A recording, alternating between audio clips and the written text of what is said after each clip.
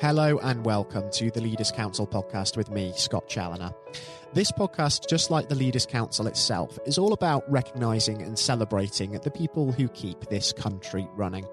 We exist to give leaders a voice outside of their own organisation and to support them in the same way that they support their staff every single day of the week.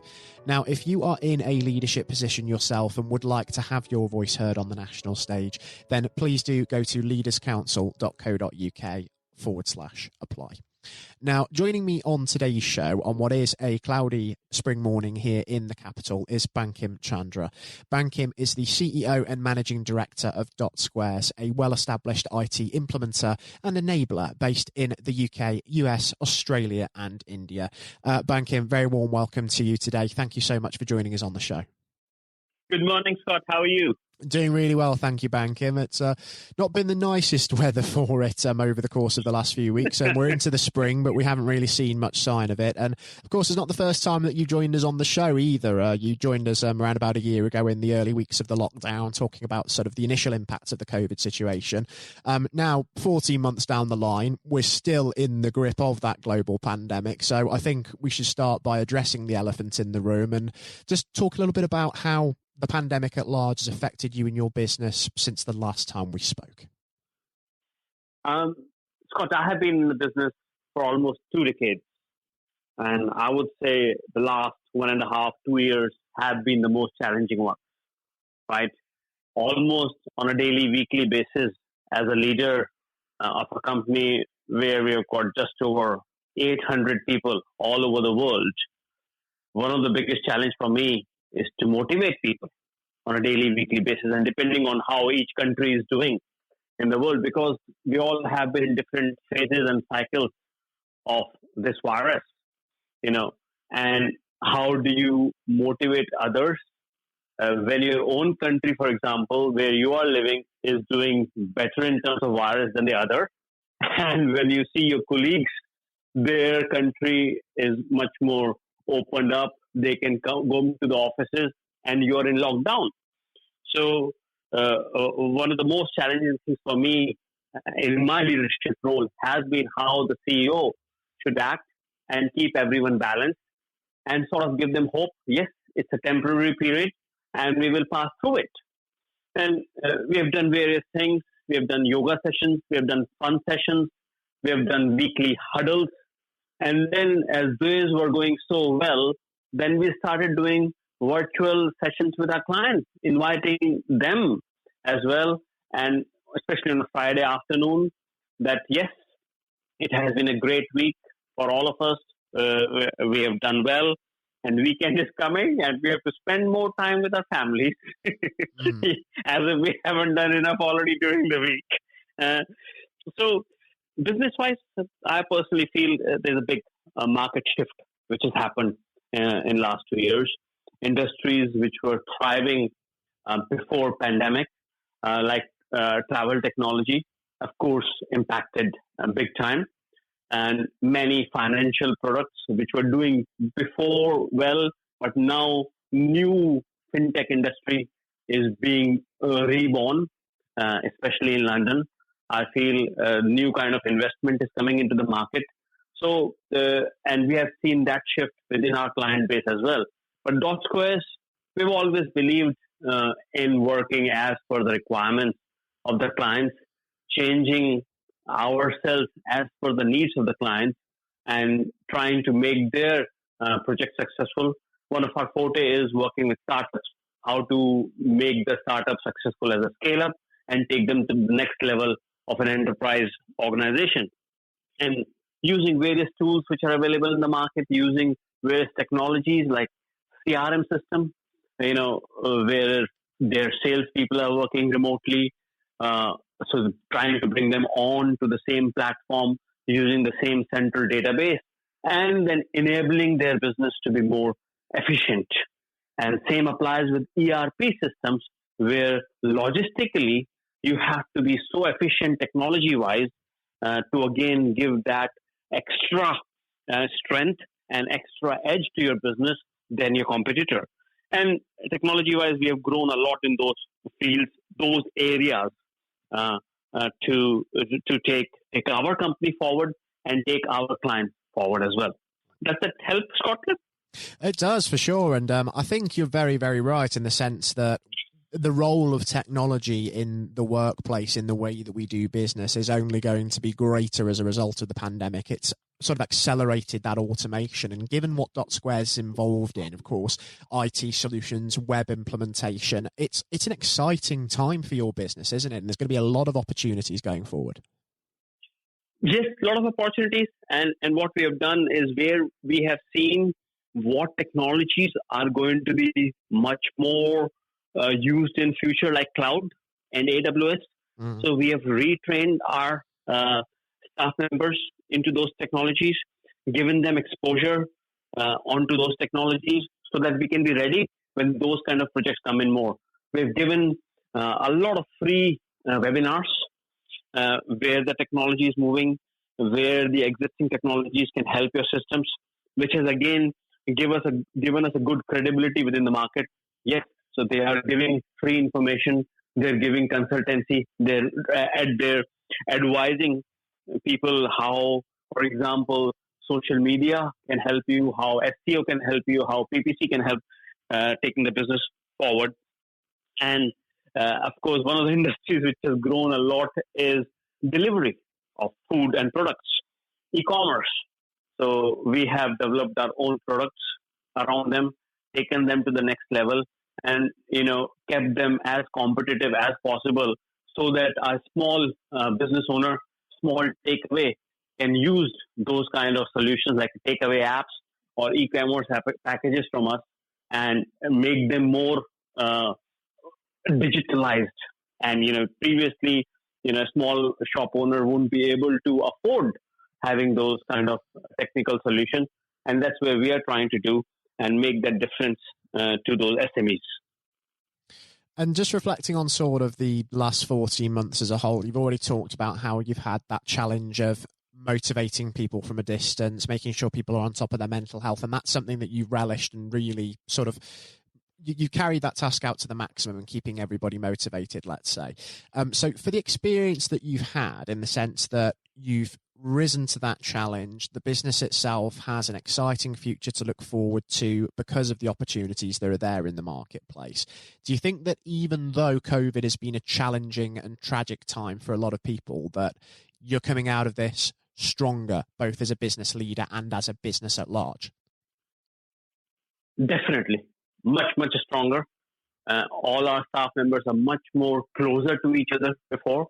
Even though, yes, there have been times where they haven't been able to meet each other, but I think the team bonding and strength has gone up a lot. People have been helping from different departments to each other. I can see sharing of resources if required. If someone's project is getting hampered, then the other teams will start helping them because of if for some XYZ reason that person can't work because of any illnesses or anything like that. So team bonding, team building, and strengthening has been the key during the last 14 months. And yes, we are much more stronger than before. And I'm hoping now, as the UK is opening up more from 21st of June, trying to do some interactive team building events. It was already started planning for end of June, and for September, maybe inviting some of our clients to our London office as well. So we have started already thinking about those events where we can, what we have learned in the last 14 months, use it as a proper platform and take it to the next level. And given just how your team have come together to rise to this challenge, do you feel that you've learned anything new about your colleagues during this period of time as well? Yes, definitely. Personally, because, with your colleagues, you want to spend the first few minutes talking about their families, talking about their friends, how they're doing, just making sure everything is okay, checking their mental happiness or mental health, just making sure they're doing okay, giving them advice. Yes, please take regular breaks. in between, and so which has definitely made you much closer to the colleagues. You start remembering the names of the family members, which is very much important. And any industry, Scott, especially in service, what matters more is that personal relationship, right? When there's a problem in any project, when there's an issue in any project, as we know, what really matters is personal relationship and how we can. It's simple, give and take, and that's what we always tell our clients. We're not working like a customer-supplier relationship. We're working together as a team, right? There are going to be times when the project will go off the track, but we will bring it on track, right? Mm-hmm. And we'll try to complete it within the timelines or budget, whatever we have set up, right? So, as human beings, we try that. And I feel the personal relationships, which we have built it in last 1.5 years or so, yes, will definitely make our projects going much more successful, much more successful than before. Fantastic. And you talked about as well the importance of your staff members taking regular breaks as well when they need to. Now, something that we've been talking an awful lot about at the Leaders Council recently is CEO burnout and the impacts of stress on business leaders. Now, it can be difficult, even though you're encouraging everybody to sort of take regular breaks, to, when you're the leader, step away when you need to and sort of recharge your own batteries. For you personally, Bankim, do you find it easy to sort of take a step back and switch off when you need to? For me, Scott, it's sports. It's doing some training. I'm not good at any sport, but I like to play whatever we are allowed to play. So at the beginning of the lockdown, I managed to get a Peloton, right? And then I got it within first few days. I know as we entered into April, May, there was a long queue of 3-4 months to get a Peloton. But so that's what we were allowed at that time, indoor training and 1 walk a day outdoors. So I use that, but with the Peloton, I used to do 2-3 sessions a day at that time, and I managed to hit my century of spinning rides very quickly. And I think, and then I'm too old to be on Instagram, Scott. But I thought I took help from my kids and I put a picture of mine on Instagram on Peloton, and for some reason that got viral.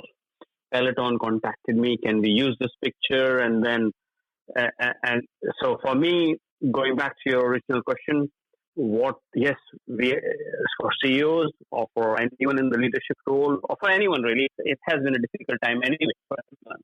But yes, it's our responsibility to motivate others, to lead others, and make sure there are various things which are going right within the organization, or try to think that we are doing the right steps to make it right for everyone. So for me, training is very much important. And as the outdoor sports were allowed, so I'm a squash player originally, but then I got into tennis because tennis was allowed. So playing tennis, and then squash was allowed, so I started playing squash. So for me, the break is sports and family time. Just spending time with the kids, not thinking about anything else, just having fun. Watching a movie with them or playing an indoor or outdoor sport with them. So I'm lucky enough to have 3 beautiful girls around me, and along my wife as well. So four women, which is sometimes very difficult, Scott. But I try to find joy out of that. So sports and family is really my time out, where I feel then I can use that positive energy to bring it back into work and try to motivate my colleagues and staff members. Exactly right. And we've talked so much on this program over the last few months about the importance of the work-life balance, and you've epitomized just how important it is there. And you say as well that the role of leaders is to be there to motivate others, to inspire others. It is so, so important. And when we're the ones at the top of the tree as leaders, I suppose, and there's nobody else for us to look up to, when you are the leader, where is it that you tend to sort of draw your personal motivation and inspiration from? For me, it's my parents and my mentors, personally. So, my parents live in India, so I speak to them almost on a daily basis and just have a chat. For example, these days when I'm driving into work, I talk to them for 5 minutes, and sometimes whatever problem is going on in my head, Scott, I won't ask them directly, but I would ask them indirectly, right? And 9 out of 10 times you get an answer. And then professionally, as per your career, whom you worked with, I was lucky enough to work with American Express, Royal Bank of Scotland, Santander Bank, in my professional career. So, and I had made good relationships with lots of senior leadership over there. And they're on my LinkedIn, they're on my WhatsApp. So keep in close contact with them, and wherever you feel you need to have a chat with them, then I try to get an answer from them. So for me, so in short, the answer is elders, seniors, mentors, family members. That's where I feel they give me the right advice without any of their personal satisfaction or personal advantage to them. Does it make sense? It does, certainly. And for any of those younger viewers that might be tuning into this podcast, networking in that sense with senior figures within industry and other business leaders, it's one of the best things that you can do, because we can learn from each other. We can talk. We're not all essentially robots that are just in competition with each other. We are all human. Yeah. We aren't infallible. So sharing experiences, sharing ideas is so very important. And just before we do wrap things up on this morning's show, Bankim, because I'm conscious that we're starting to run short of time, I just want to go back to something that we just sort of discussed at the very beginning, and that's the fact that, of course, you're working in so many different countries, but universally now we're starting to see a little bit of progress. Of course, we're a bit further ahead here in the UK, but the vaccination program is now underway in India as well, so hopefully there'll be some positive changes there. Already it is having a very positive impact on likelihood of hospitalization, reducing that very much into decimals. So with the roadmap out of lockdown there now, and there being a route forward perhaps, are you optimistic about the next 12 months? And ideally, where do you want your business Dot-Squares to be this time next year as we hopefully come out of this pandemic for good?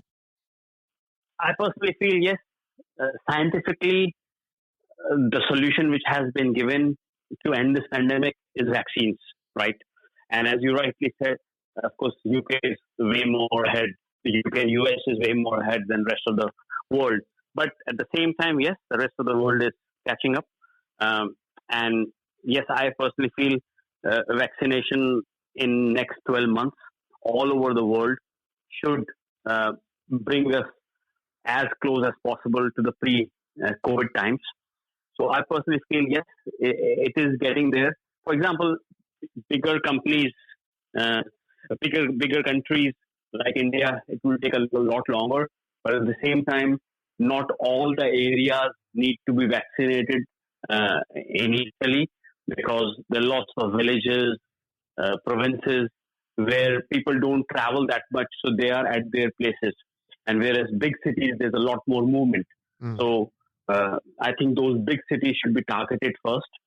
So in India, and for example, our own organization, we know 25 to 30% of people in India, they have already been vaccinated. We are a very young company, so but gradually they all, I feel, will be vaccinated in next few months or so.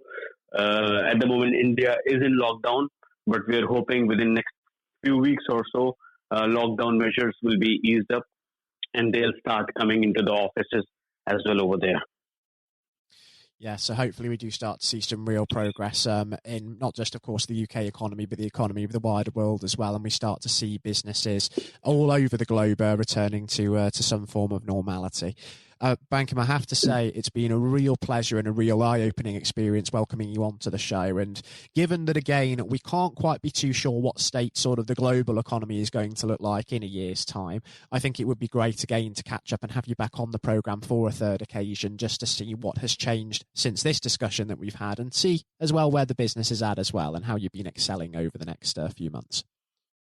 Sure, Scott. Thank you very much for giving me this opportunity, and more than happy to help for future. And I am hoping that this conversation which we do over here, young people can learn something from that. And you rightly summarized at some points during this conversation, and where people can really learn from our experience for so many years. Exactly right. To aspiring business leaders out there, it's not a time to despair at the state of the economy because there are so many opportunities out there. There are so many business executives you can go out, network with and learn from. So please do be looking out for those opportunities. Be ready to pounce on them. And also, Bankim, just before we do wrap things up now, please do take care and stay safe with all still going on as well, because although we're seeing the green shoots now, we're almost there. We're not quite out of the woods yet. So we've still got to be just that little bit cautious. Absolutely, Scott. Absolutely. Thank you very much for your time, and speak to you soon. It was a pleasure for me to welcome Bankim Chandra of Dot Squares back onto the show today. Next up on the programme, we'll be handing over to Sir Andrew Strauss, the ex-director of cricket for the England and Wales Cricket Board, who endured a fantastic playing career as well. Sir Andrew actually, during his playing days, was one of just 3 England captains to have secured the Ashes, both at home and away in Australia. And he also racked up the second highest number of Test victories for an England captain in history. Incredibly impressive record. Do hope you enjoy listening to the upcoming interview, and that will be coming up now. Hello and welcome. I'm Jonathan White, and today we are joined by Sir Andrew Strauss, former captain of the England cricket team and former director of cricket at the ECB. Sir Andrew, thank you very much for joining us today. Real pleasure to be here. Thank you. The pleasure is all of ours. You know, Andrew, you've had a distinguished career, as I said, both on and off the pitch in English cricket, recognised not least with your knighthood for services to sport. So congratulations on that. Yeah, thank you. Now, there have been ups and downs in the career, like any career, including public and private disagreements with certain individuals. And on that front, I think what everybody wants to know, have you finally forgiven Marcus Trescothick for giving you that stupid Lord Brocket nickname? Well, my recollection was that it wasn't Marcus Trescothick who gave me that nickname. It was actually Mark Butcher. He's to blame. You know, I think there were a lot of people. It was the senior England teams at that time who wanted to sort of put me in my place and make sure that I didn't get above my station. So thankfully it didn't particularly stick other than within those group of players. And you really did try and get on their nerves by getting above your station because, of course, in your first outing, you went on to score 112. Now, am I right in saying this, perhaps, that you only got there because Michael Vaughan did himself an injury? Well, that was the reason I got on the pitch in the first place. Yeah, absolutely. I mean, you know, it's often sort of misunderstood or misjudged the role that luck plays in an international cricket or sporting career, full stop. And, you know, I was waiting patiently in the wings for an opportunity, and it didn't really seem like an opportunity was going to come along. And then, you know, I've only got injured in the nets, and there was my chance, and I had to kind of grab it with both hands if I could. And you certainly did. What was it like then to see your name being put up on the Lord's Honour Board after your first appearance? Yeah, look, I'd just been transported to a completely different world almost. I was a Middlesex player, I was captain of Middlesex, all my focus was on helping Middlesex sort of win the championship and whatever. And then a week later, I've scored a Test century, which is something I'd always dreamed out, you know, literally all my life. And then the thought of doing it at Lord's in your first Test match. I mean, it was literally the dream. So, and then suddenly I started thinking, wow, hold on, potentially I've got a whole England career ahead of me and everything that entails. So it was a real shock to the system. But I suppose what I was grateful for was that I was relatively old, is probably not the right way of putting it, but I was 27 years of age. I was pretty comfortable with my own game, and I was also, I think, mature enough to understand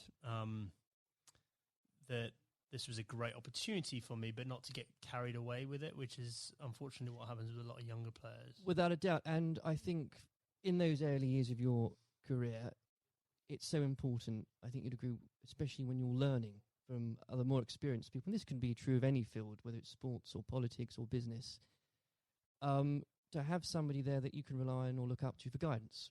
In those early days, was there somebody that you could say to this day that, thank goodness they were there for you?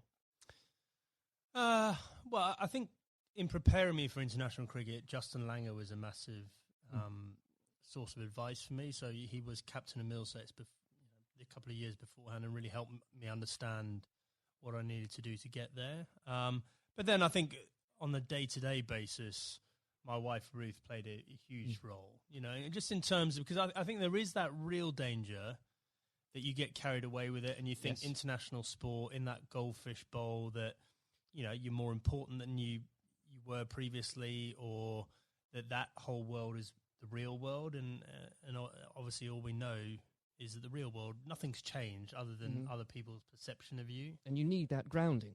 And again, that can be true of so many different areas of life.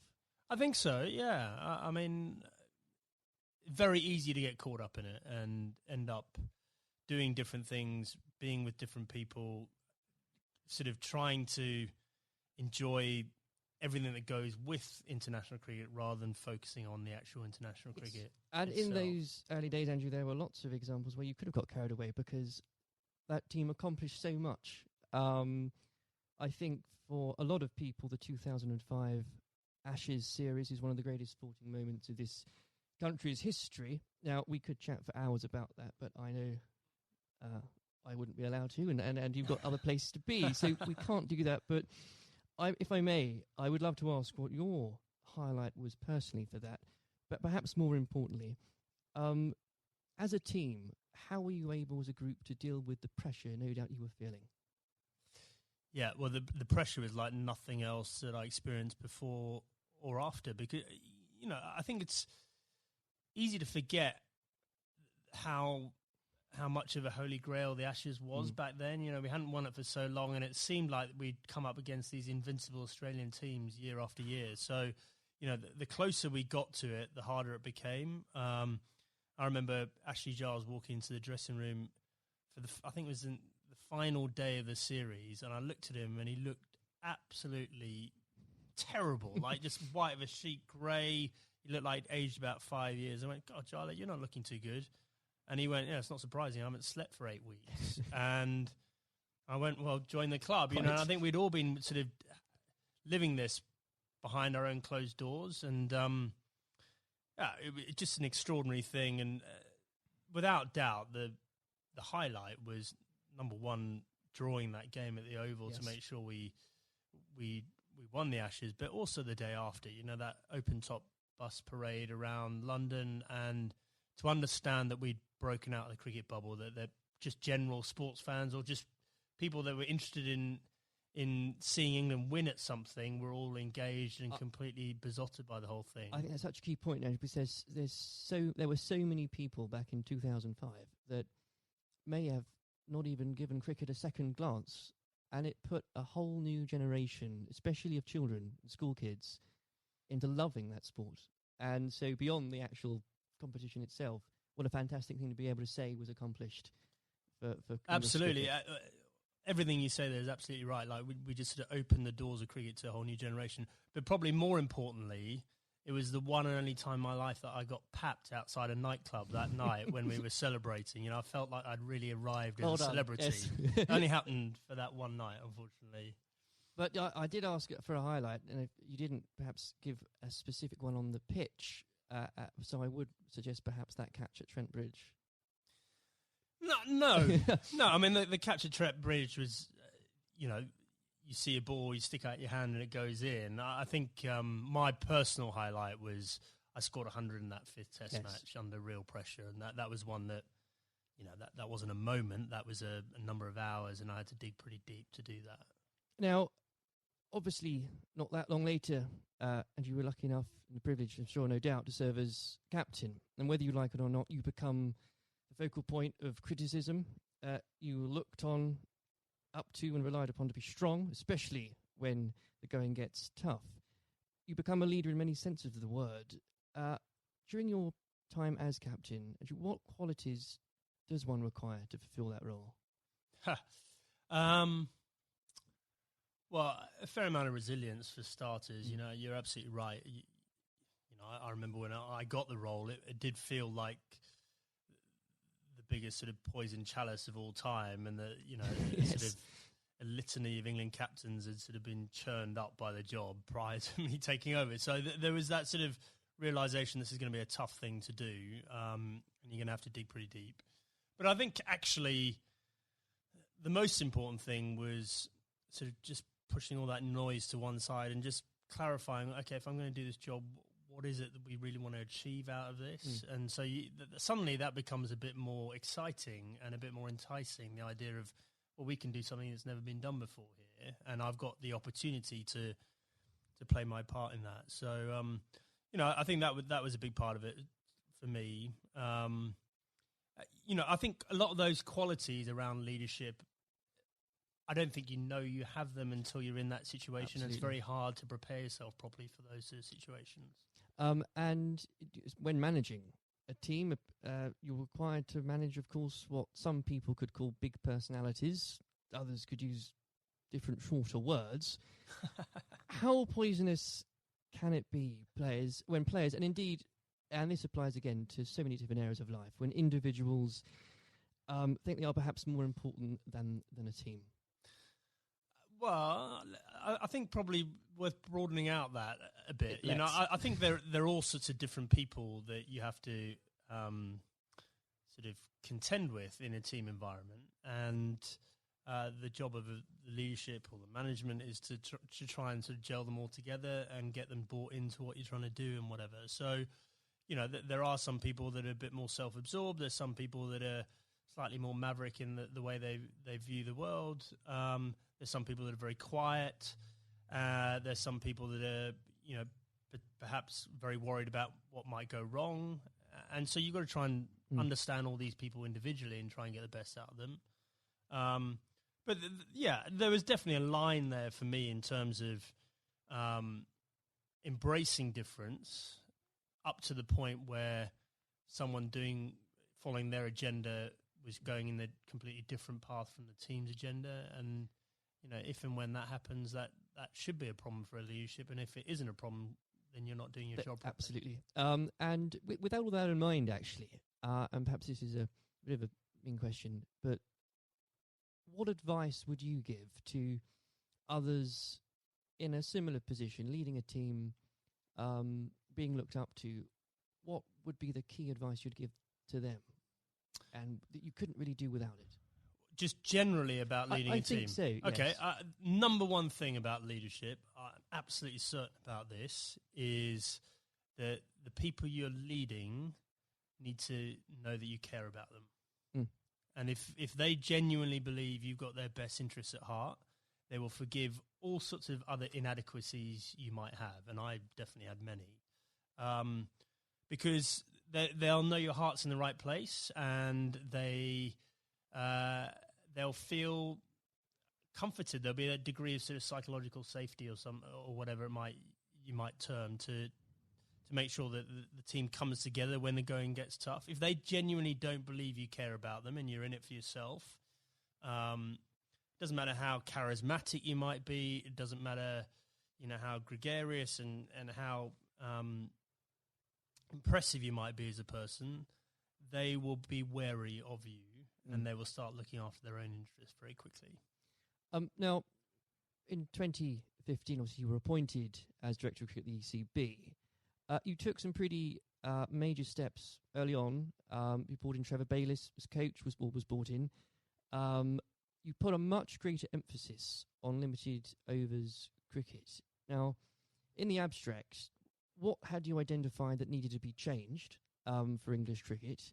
And were there qualities that you had developed, you'd found out you had as England captain, that you were able to bring over to the job? Okay, so the first thing was we had this unbelievable opportunity of the World Cup on home soil in 2019. I was sick and tired of watching us make the same mistakes in World Cups, and this includes my time as captain. We just kept on sleepwalking our way into it and pretending everything would be all right on the night, and it never was. And so I definitely made it our priority to win that 2019 World Cup. I thought that was more important than anything else that was going to be taking place in my tenure. And I knew in order to do that, we had to completely shift our perception of white ball cricket. Quite a radical shift from what we were coming from. Yeah, but the rest of the game had moved on. Yeah. And the rest of the game had understood that white ball cricket was playing an increasingly important role in both financially, but also in terms of players' focus and interest. Yes. And we had to move. In fact, we didn't have to move at times. We need to get ahead of the time. So, we had to completely shift both our philosophy, but also the way we played in order to do that.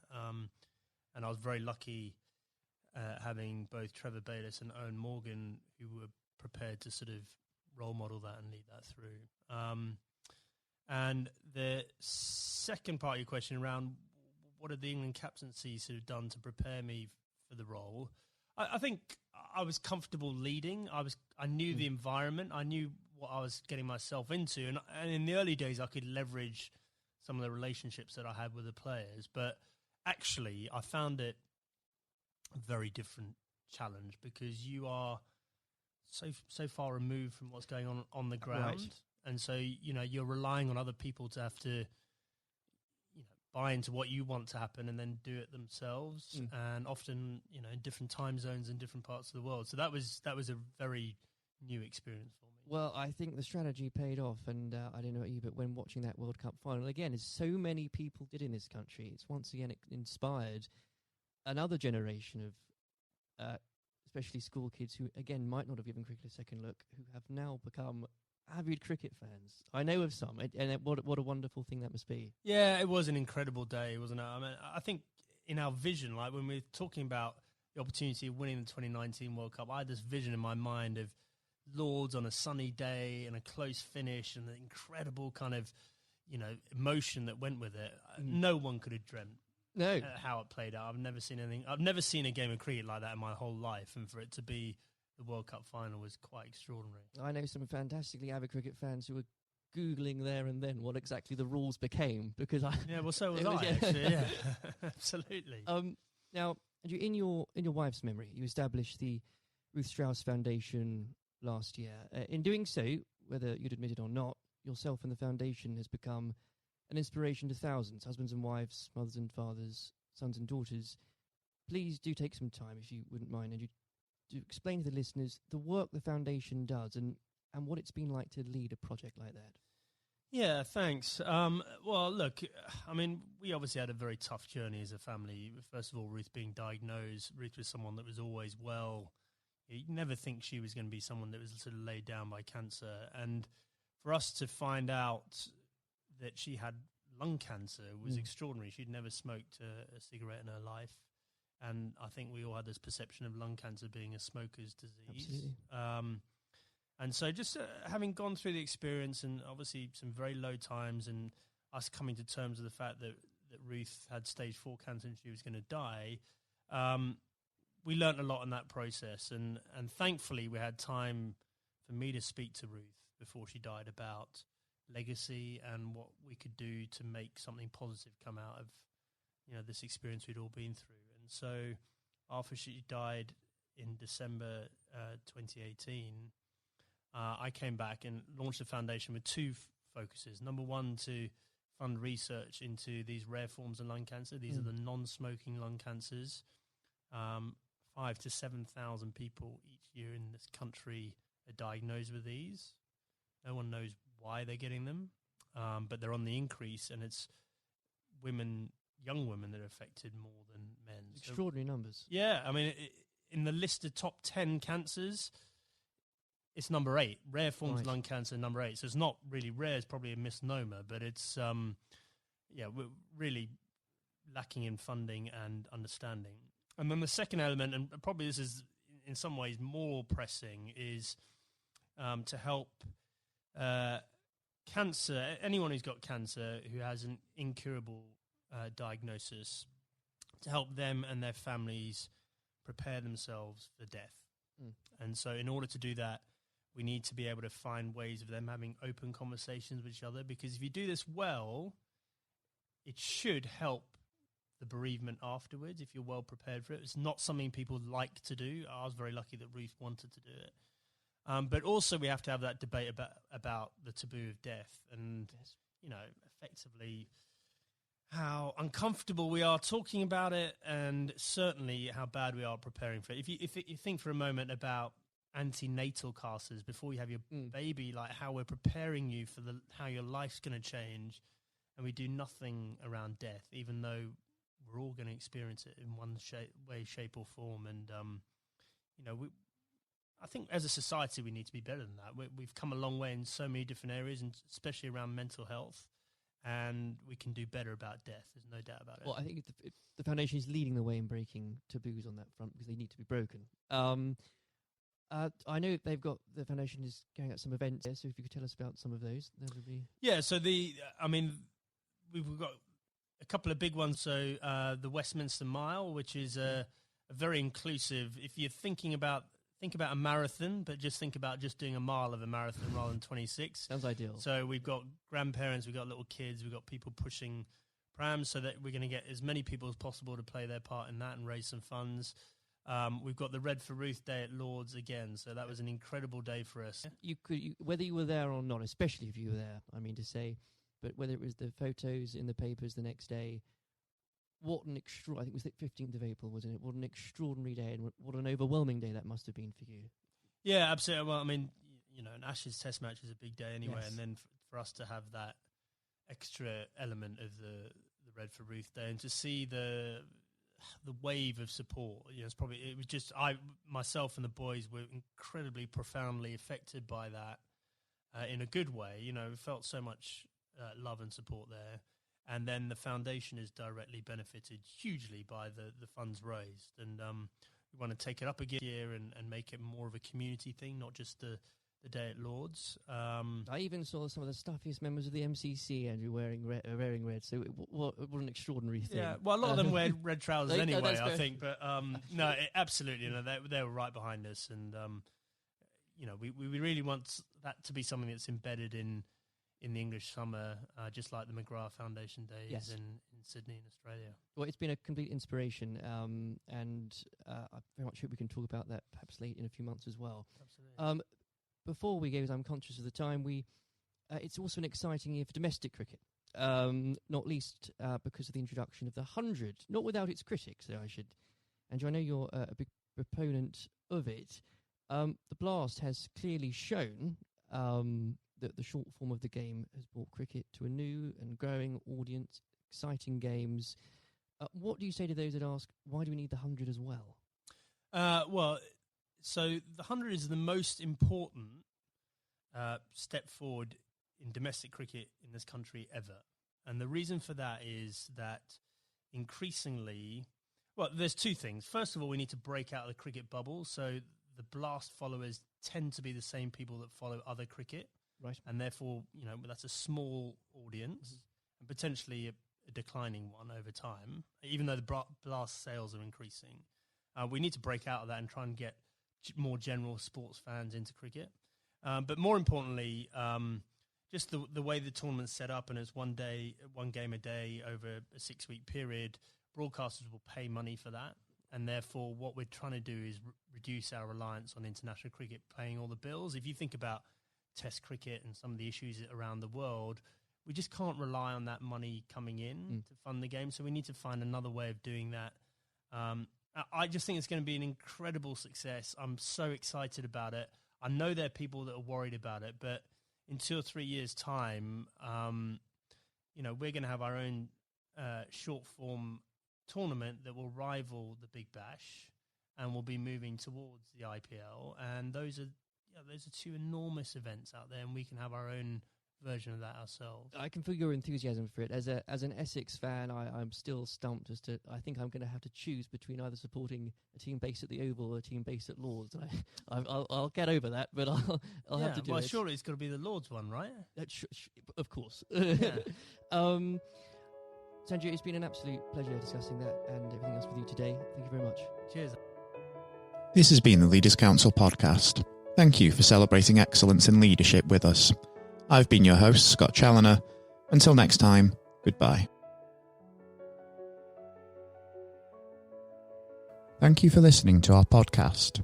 The views expressed within the podcast do not reflect the views of the Leaders Council of Great Britain and Northern Ireland, its parent company or subsidiaries, members of staff, or other guests of any other person therein associated.